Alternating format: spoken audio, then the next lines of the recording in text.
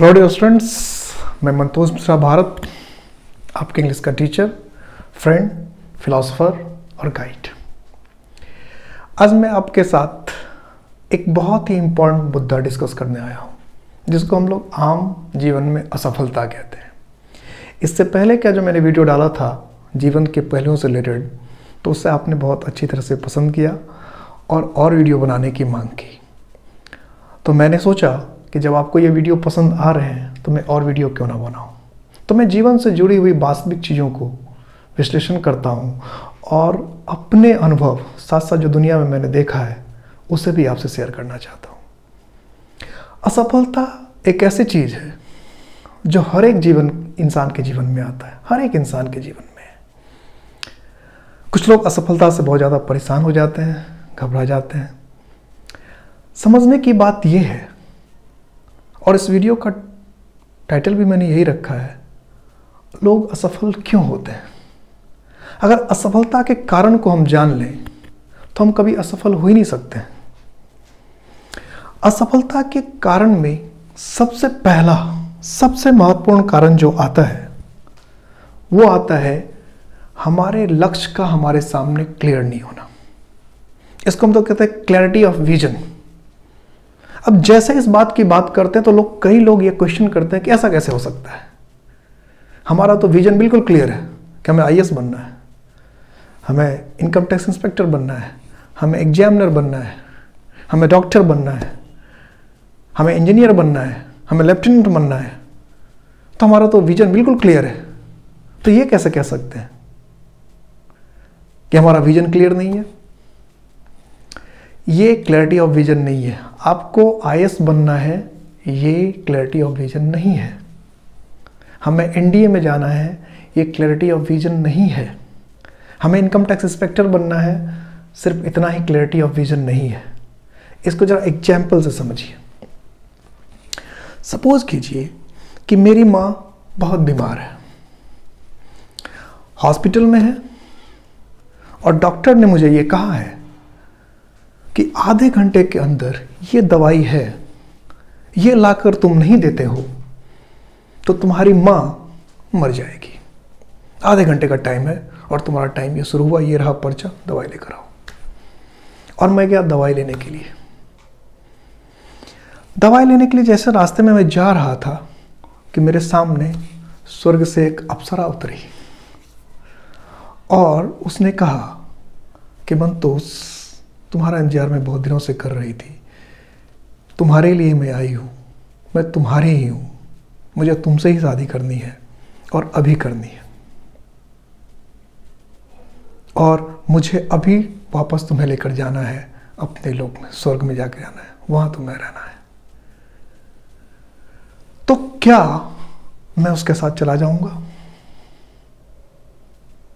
क्या मैं उसके साथ चला जाऊंगा? स्वर्ग जाना इंसान के जीवन का मकसद हो सकता है, होता है, क्लैरिटी ऑफ विजन भी है कि हाँ स्वर्ग भी जाना है। लेकिन क्या मैं उसके साथ जाऊंगा? मैं सबसे पहले उससे अभी छोड़ो, अभी बाद में बात करते हैं, अभी नहीं, अभी मेरी माँ के लिए मुझे दवाई लाना है, बाद में बात कर, थोड़ी देर रुक सको। अगर उसने जिद किया, भाव भंगिमाएं दिखाई, तो हो सकता है कि गुस्से में आकर, जज्बात में आकर मैं उसे धक्का भी दे दूं, रास्ते से हटा भी दूं और सीधा कहाँ चला जाऊं? दवाई के दुकान के पास। क्यों? Clarity of vision. मुझे पता है कि इस वक्त मुझे सिर्फ अपनी माँ को बचाना है, जन्नत नहीं जाना, स्वर्ग नहीं जाना। अप्सरा और हूर से शादी करना क्लैरिटी ऑफ विजन हो सकता है मेरा, लेकिन अब भी नहीं। अभी मेरा सिर्फ एक ही मकसद है, विजन बिल्कुल क्लियर है, टारगेट बिल्कुल क्लियर है कि मुझे अपनी माँ की ज़िंदगी बचानी है, चाहे बात कुछ भी हो जाए। तो मैं उस अप्सरा के साथ नहीं जाऊंगा। आप भी नहीं जाएंगे। अब हो सकता है कि 1-8% लोग चले जाए कि जाओ, माँ को तो जो होना है हो ही जाएगा, इतना बढ़िया मौका दोबारा नहीं आएगा, चल लेते हैं। 1% लोग वो भी हो सकते हैं, हुए। अब किसे असफलता कहेंगे? माँ की जान को ना बचा पाना असफलता है, या उस वक्त अप्सरा के से शादी करने का मौका जो मिला, उस मौका को गवा देना असफलता है? इसे भी समझना बहुत जरूरी। असफलता आखिर है क्या? तो इस कंडीशन में अप्सरा से शादी का मौका चूक जाना कभी असफलता नहीं हो सकता है ही नहीं। और अगर मां की जिंदगी हम नहीं बचा पाए तो असफलता हुआ। तो क्लैरिटी ऑफ विजन थी, तभी तो हमने छोड़ा। अब इस बात को हम आपके साथ कैसे और क्लियर करके करें, तो इसको मैं छात्र से डिस्कस कर रहा हूं। आम लोग भी इसे समझ सकते हैं। मेरे कांटेक्ट में मेरे बच्चे ही ज़्यादा हैं, छात्र ही हैं, छात्राएं हैं, तो इसलिए मैं उसको और थोड़े से उस स्तर पे लाता हूं ताकि आप इसको सिंपल सामान्य शब्दों में समझ सकें, आप अपनी समस्याओं के साथ रिलेट कर सकें।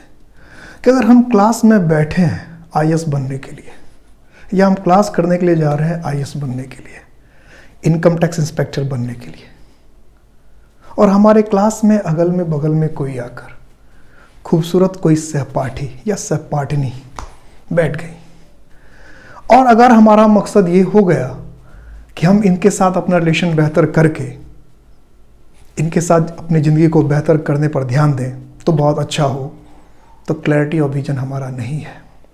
हम आईएएस बनना हमारा क्लैरिटी ऑफ विजन नहीं था, क्योंकि अब हम कुछ ना कुछ समय जो हम आईएएस बनने को देते, एक्साइज इंस्पेक्टर बनने को देते, वो समय हम वही समय, क्योंकि 24 आवर्स जो है उसमें 6-7 घंटा सोने के बाद, ब्रश करने के बाद, फ्रेश करने के बाद, ये सब जो काम हो जाता है, उसके बाद जो टाइम बचता वही तो हम पढ़ाई करेंगे, और उसी में से बचा हुआ टाइम तो हम उन्हें देंगे। तो जो हमारा अपना टारगेट के लिए होना चाहिए था समय, वो बट गया ना, चला गया ना, तो हम असफल होंगे ना। हमारी सारी ताकत, हमारी सारी एनर्जी एक जगह कंसंट्रेट नहीं हुई ना। तो क्लैरिटी ऑफ विजन को अच्छी तरह समझ लीजिएगा। इसी चीज को महाभारत में अर्जुन के सामने, हम सभी के सामने पक्षी और आंख की कहानी के द्वारा रखा था द्रोणाचार्य ने, कि अगर आंख पे निशाना है तो सिर्फ आंख दिखनी चाहिए। पक्षी के खूबसूरत पंख, नाजुक पैर, मधुभरी आंखें, या फिर कुछ और ये आपको देखने की आवश्यकता नहीं है। तो अगर हमारा विजन क्लियर है, हम बातों को अच्छी तरह से समझ रहे हैं, तो हमारा ध्यान भटकेगा नहीं। और अगर हमारा ध्यान नहीं भटकेगा तो हम एक क्लियर विजन के साथ अपने काम पर ध्यान देंगे। हम असफल हो ही नहीं सकते।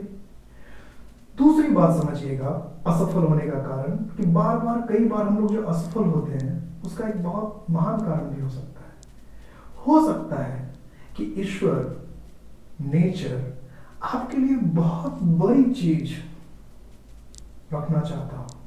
तो छोटी छोटी असफलताएं जो हमारे सामने आ रही होती हैं, आती हैं, तो ऐसे में 2-3-4 साल तक हमारी समस्या आ सकती है, असफलता असफलता असफलता असफलता असफलता, और उसके बाद 4-5 साल के बाद अचानक बहुत बड़ी सफलता मिलती है। तो कई बार अगर छोटी छोटी असफलताएं बार बार आ रही हैं तो थोड़ा पेशेंस रखिए। हो सकता है कोई बहुत बड़ी चीज जिसके लायक आप हैं वो आपको मिलने वाली है, और आप अपनी योग्यता से कम कोई चीज पाना चाह रहे हैं और ईश्वर आपको वो देना नहीं चाहता है, और उसके लिए आपको तैयार कर रहा है, तैयार कर रहा है, तैयार कर रहा है, तैयार कर रहा है, सफलता की चोट दे रहा है। तीसरी बात हो सकती है कि जब तक आप असफल नहीं होंगे तब तक कुछ गलतफहमियों से बाहर नहीं आएंगे आप, कि कौन आपका अपना है, कौन आपका पराया है। असल जिंदगी में, विपत्ति में ही सब कुछ परखा जाता है। रामचरितमानस में तो कहा भी है, आपदकाल परखियों जारी, कि आपद के समय नहीं, मुसीबत के समय नहीं, हम किसकी परीक्षा करते हैं? 4 चीजों की परीक्षा करते हैं ना। तो उसमें हमारा धीरज है, यानी पेशेंस है, धर्म कि हम कितने धार्मिक लोग हैं, और मित्र, हमारा कौन मित्र है, कौन शत्रु है, और नारी। नारी कहने का मतलब यहाँ सिर्फ नारी मत समझिएगा, नारी कहने का मतलब यहाँ पुरुष के लिए नारी और नारी के लिए पुरुष। ये बात आप अच्छी तरह समझेंगे। इसी मुसीबत में पहचाने जाते हैं। तो जिंदगी को सही समझने के लिए, सही से पहचानने के लिए असफलता का होना बहुत जरूरी है। तो अगर आप असफलता से बचना चाहते हैं तो क्लैरिटी ऑफ विजन को साफ साफ समझिए, अपने लक्ष्य पे हमेशा रहिए, लक्ष्य से भटकिए नहीं।